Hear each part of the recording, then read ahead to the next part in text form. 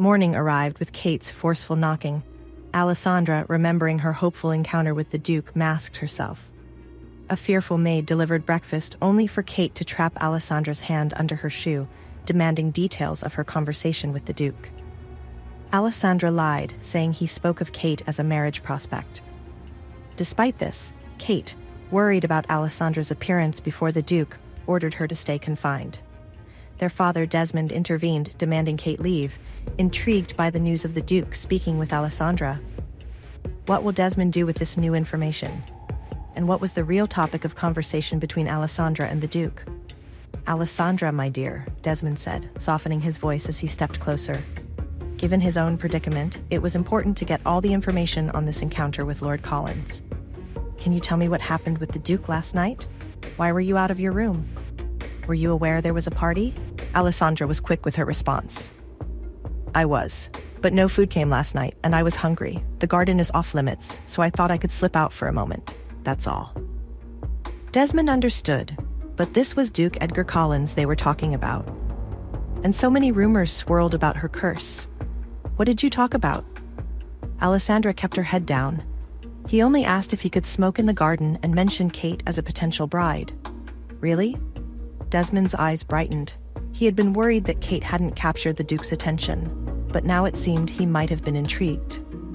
"That man is strange. He probably wants to observe her before approaching me with a proposal. This is good." Desmond's financial situation had worsened over the years, and Edgar might be his ticket out of debt. Kate's marrying a rich man was their only hope. "Still, you shouldn't have gone out," he snapped suddenly, his tone now stern and admonishing. "What if I changed my mind and taken a few people out with me to admire the grounds? So I should starve?" Alessandra thought. "I'm sorry, father," she murmured. "It was stupid of me, but it won't happen again." Fine, there's no use in scolding you. Whoever didn't bring your food is to blame. I'm sorry for what Kate did, but she only wants what's best for us."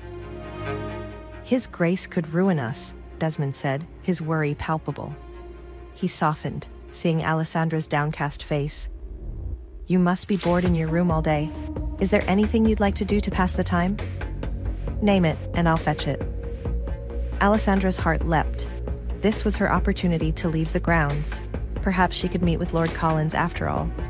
"Well, since you ask, I've run out of things to paint. I'd love to capture the countryside or the town marketplace. Perhaps I could ride in the carriage to find somewhere. I won't get out, I promise." Desmond placed his hand on his hip, considering.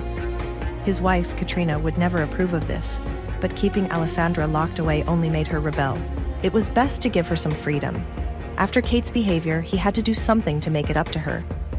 "Do you promise me you won't leave the carriage?" he warned. "I do. I promise," Alessandra grinned, though her father couldn't see it as her head was still bowed. What he didn't know wouldn't hurt him. Meanwhile, at Collins' estate, the Duke had been up for hours already in a pensive mood. "Your Grace, I have brought your breakfast," the butler, Alfred, said as he entered Edgar's study with a silver tray. "Oh, good morning, Alfred," Edgar replied, turning away from the window to acknowledge the butler. "Thank you for breakfast. Are you expecting company, sir? Should I prepare something additional or have the staff ready the house?" Alfred assumed that Edgar's attention was on visitors. "I can't say for certain," he replied, purposefully vague. "I sent an invitation, but unless she is truly desperate, I don't expect her to arrive. A woman coming to visit? In broad daylight?" Alfred was astonished. The Duke frowned and turned to look at him. "What are you implying, Alfred, that I am some sort of libertine?" "Yes, sir," Alfred replied, bowing. "I am not," he insisted. "Please, do not speak of such things if she arrives. She may well be the future mistress of this house." What? Alfred nearly stumbled, grasping the desk for support. Edgar shot him an unamused look. "Why do you act so surprised that I might marry? I am a duke, after all. It is expected of me." After a brief moment, Alfred regained his composure, joining his master by the window. "Forgive me, sir, but your exact words when the king suggested wedlock were, 'I'd rather leap from the roof than marry,'" he recalled. "Perhaps I misinterpreted them." Edgar rolled his eyes. "Alfred, I do believe I inherited my dramatic flair from you," he replied with a smirk. "I am not keen on marriage, but the woman I met last night was quite intriguing. It would be an excellent way to frustrate the king and ward off certain unwanted acquaintances." "I see," said Alfred, eyebrows raised. So it is mischief rather than a change in character. Tell me, how will her visit irritate the king and keep others away? The Duke shrugged. It will be clear if she comes today. If a Barrett arrives, let her in, except for the father, he added with distaste, as he had little patience for the man. A Barrett? Is it Kate? Alfred asked softly. Alfred eagerly waited for his answer. Will Alfred approve of the Duke's choice?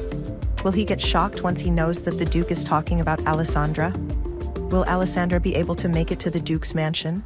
Hey, I'm Alessandra. If you're wondering what happens next, download the Pocket FM app now and listen to the exciting episodes of The Duke's Masked Bride.